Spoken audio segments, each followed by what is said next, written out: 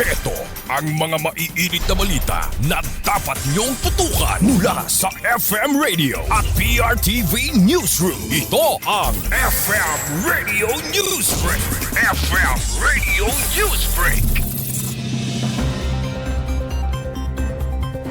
Magandang umaga mga ka-Vibes, narito na ang mga maiinit na balita para sa ating FM Radio Newsbreak.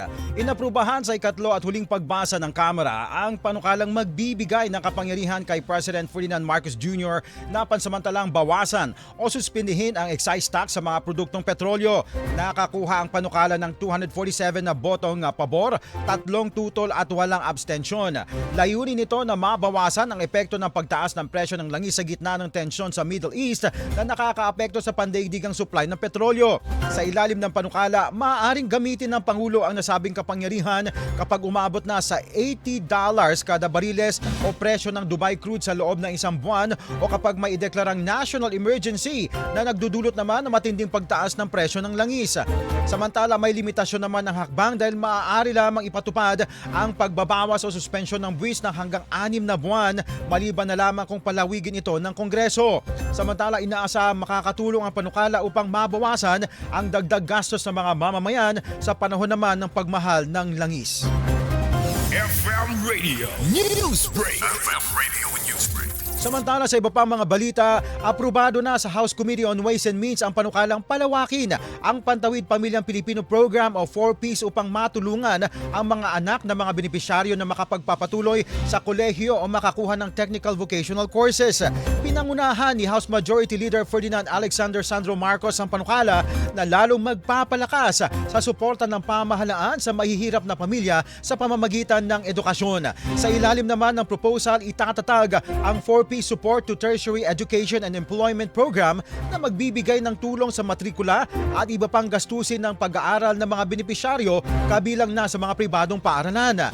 Layunin naman ang hakbang na bigyan ng mas malawak na pagkakataon ang mga batang mula sa 4Ps families na makapagtapos ng pag-aaral at makahanap ng mas magandang hanap buhay.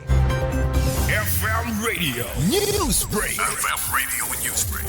At sa ating panghuling balita naman mga ka-Vibes, iginiit ng ilang senador na dapat mananagot din ang mga magulang ng mga estudyanteng nambubuli sa mga paaralan. Sa pagdinig ng Senate Committee on Basic Education hinggil sa pagpapalawak ng Anti-Bullying Act of 2013, binigyang diin nila Senators Raffy Tulfo, Bam Aquino at Erwin Tulfo ang kahalagahan ng mas aktibong partisipasyon ng mga magulang sa pagtugon sa mga kaso naman ng bullying.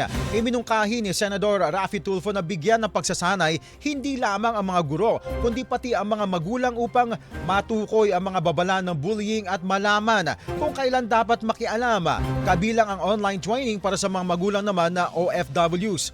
Ayon sa mga opisyal ng edukasyon, kulang pa rin ang kaalaman ng ilang magulang kung paano maiiwasan at matutugunan ang bullying sa mga paaralan. At dahil dito muling sinusuri ng Senado ang nasabing batas matapos maitala ang pagtaas ng mga kaso ng bullying sa mga mag-aaral. FM Radio Newsbreak. FM Radio Newsbreak. At iyan mga ka-Vibes ang buong kalipunan ng ating pagbabalita para sa ating FM Radio Newsbreak. Ako po si Cherubim Ganaden. Magandang umaga.